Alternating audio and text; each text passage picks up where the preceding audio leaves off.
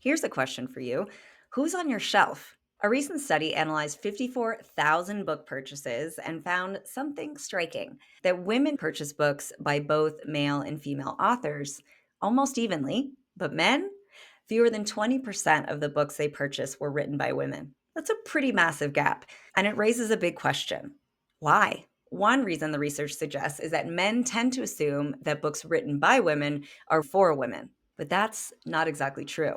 So, why does this all matter? We know that representation shapes perspectives. The voices we engage with and listen to influence how we see the world, whose expertise we trust, and ultimately, who we see as leaders. This is especially critical in leadership and business and management research, which has historically been dominated by male authors and perspectives. But here's the great news. Over the last 10 years, we've seen a real surge in leadership research and fantastic books from a wide range of diverse authors and perspectives. Here's why it's important to leaders today. Because if we're only learning from one type of voice, we're missing really key insights that can help us lead better, especially as our teams in today's workplace become more and more diverse. I had my own wake up call several years ago around my own bookshelf when I realized that almost all the leadership books I'd been reading were written by a really similar profile of white female academic writer. Once I saw that, I worried that my own learnings and leadership practices were going to be missing out in addressing the full range of challenges we experience in the post 2020 workplace.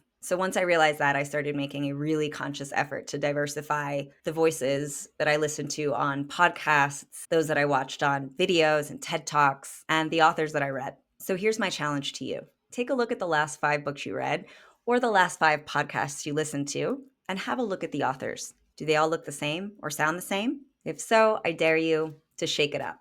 To help, I've put together a curated list of fantastic book recommendations on the topics of leadership and management. The list brings together a diverse range of perspectives, not only in terms of gender and culture, but also in terms of disciplines and perspectives.